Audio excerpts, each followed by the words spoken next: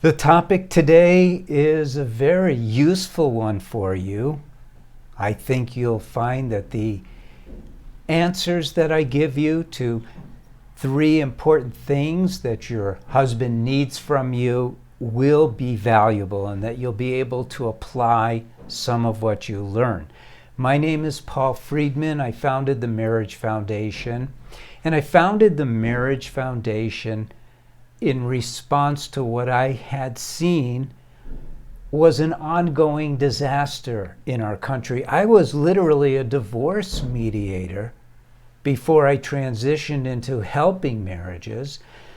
This is before the year 2000, and 2001 is when I did my research in response to what I was seeing and came up with a whole different way of helping couples with their marriages. As a divorce mediator, when I look back with what I've learned, I realized none of the couples who I helped get a divorce should have gotten one.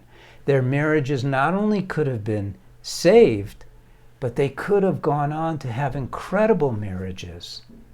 I realized that Western psychology, which is basically what marriage counselors use, is so flawed, especially when it comes to marriage. It's all about finding excuses for not behaving well.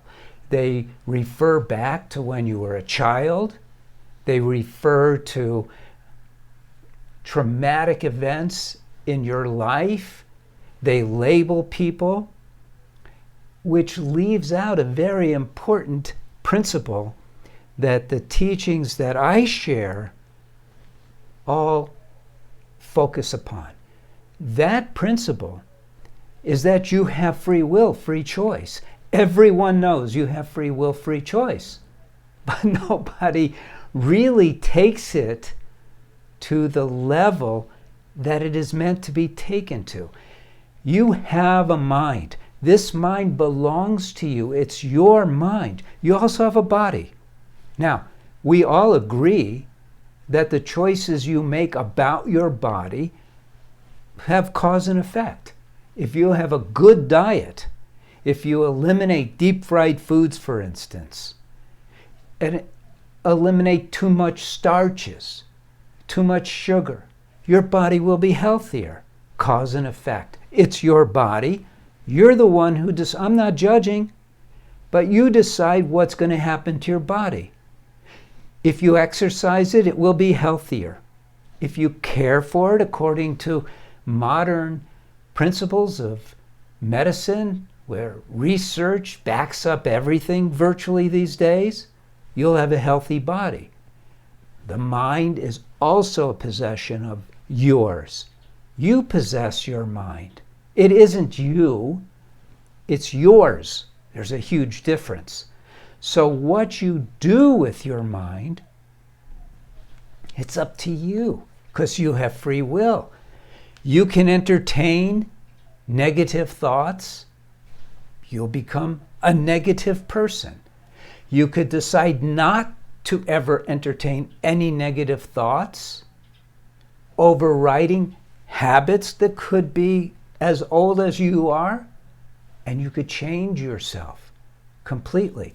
So all these ideas that Western psychology imposes upon us and our marriages are wrong, because they don't include this idea of free choice.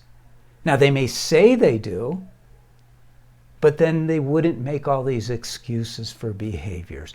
They would merely say, you're too critical, stop being critical.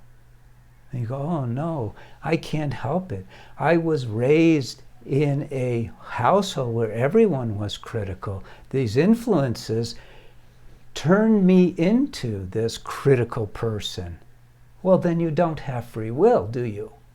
You either have it or you don't. I say you do.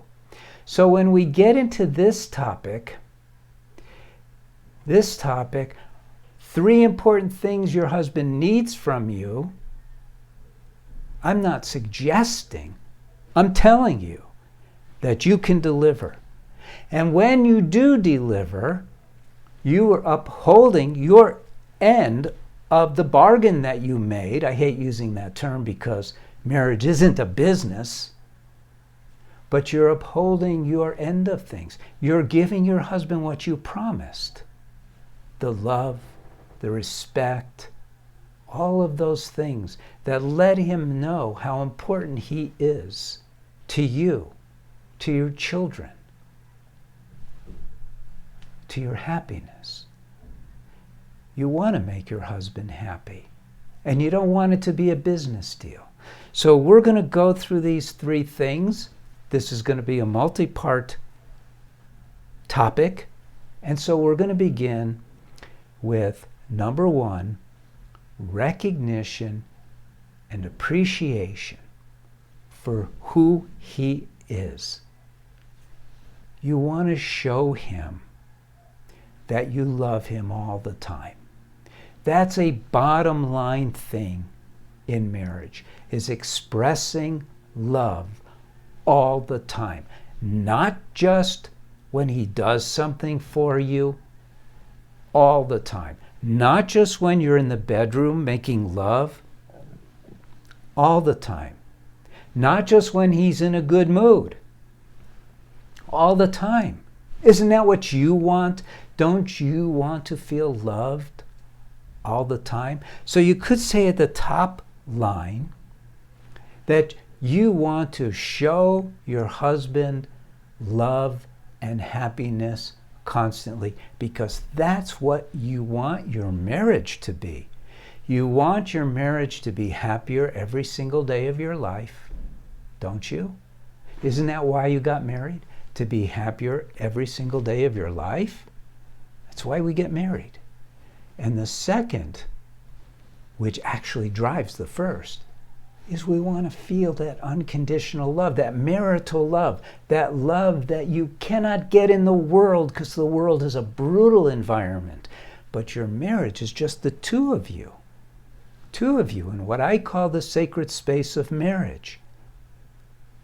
Why not make that, it's a container. Make that container so filled with sweetness that it's separated from the rest of the world. It doesn't have to react to the rest of the world. Imagine that you have a jar and you put water in it. Now you have a substance that will hold virtually anything. If you just put in sweet things, honey, sugar, chamomile, mint, that container is going to be filled with sweetness. But if you put in toxic things, in this case, if you put in complaining, criticizing, those kind of things, and there's only two of you putting those things into the container of your marriage.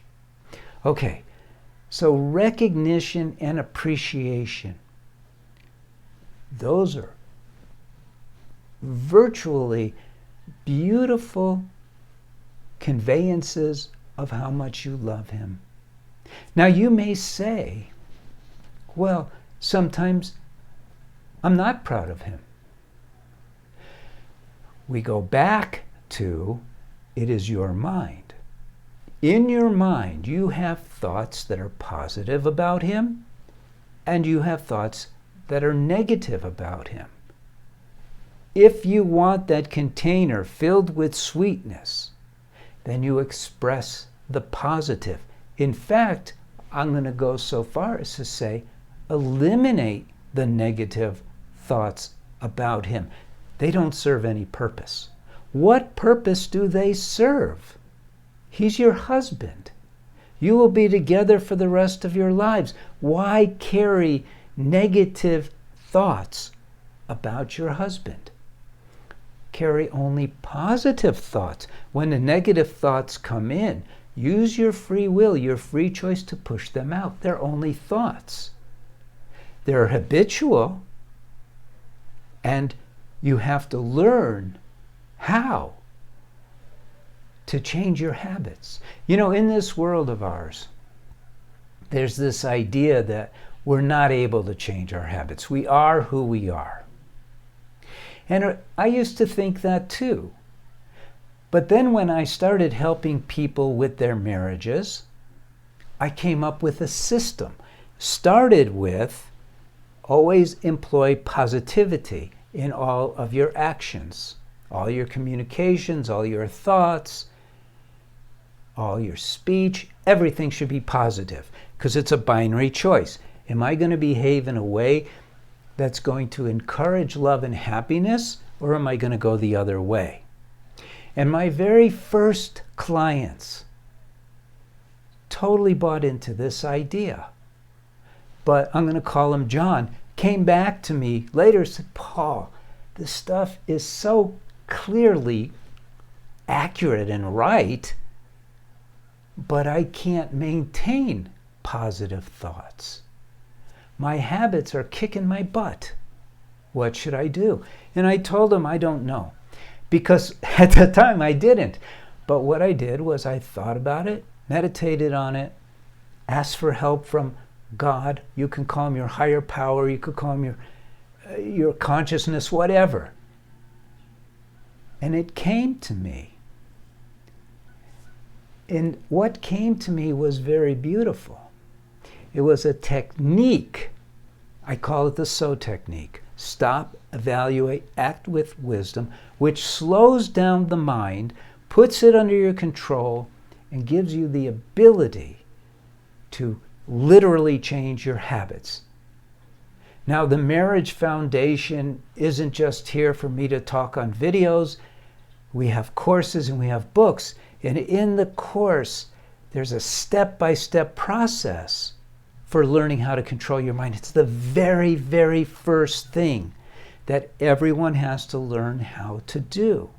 Or all this other stuff is just cool talk. So that's what we now have. You are able. It is doable. You are able to take charge over your own mind, which gives you charge over your own life, which gives you charge over your marriage. And your marriage should be off the charts wonderful. So this very first important thing that your husband needs, and the reason he needs it is not that deep. He needs your recognition and appreciation because a man's ego, I'm going to put it simple, a man's ego requires that to encourage him to keep being a better man. Now, the reason that it's like that, because I say it to you without judgment, I don't have any negative judgment about it. But in my research, I discovered that a lot of why a man is a man and a woman is a woman, and regardless of all this nonsense these days of picking your gender, your biological gender has so much to do with how your mind is pushed, compelled to do things by your biology. We all are innately souls.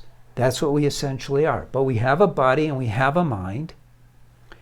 And the physical body is driven by the drive to survive by every single one of the trillions of cells that comprise the body. That's how we know when something is alive, isn't it? That it has a drive to survive. So a soul is neither male or female, but when it comes into a human body, then the body will compel the psychology. So the physiology compels the psychology mostly in accordance to the gender. Ergo, the male body pushes the male psychology into having a sensitive ego. So you didn't marry your husband to be critical of him. That would be like marrying someone who lost their arm and saying, "What's wrong with you? You only have one arm." No, you're there to give him love and support, to be proud of him, to acknowledge him. And that's one of the things, very important thing, that your husband needs from you, which means he certainly does not need the opposite of that. Berating, being told when he's doing something wrong, criticism. Now, you have to learn how to communicate. Obviously, if he's doing something that is not working for the household or for the family, you have to communicate it, and you have to do it in a loving way without being critical. It can be done. You can do this. So time moves on so quickly that we're going to have to go to part 2 from here. Now, I hope you've subscribed to this channel because it's all about a different approach to marriage, a very positive approach to marriage, where I say to you, you should expect to be floating in your marriage, floating in love, floating in happiness, and you can do it just by applying particular ideas, ideals, and techniques to your marriage. You have the right to expect to have a phenomenal marriage. We'll give it to you. All right. Thank you for listening. Go to part 2, and we will take up the second thing that your husband needs from you, which is loving communication.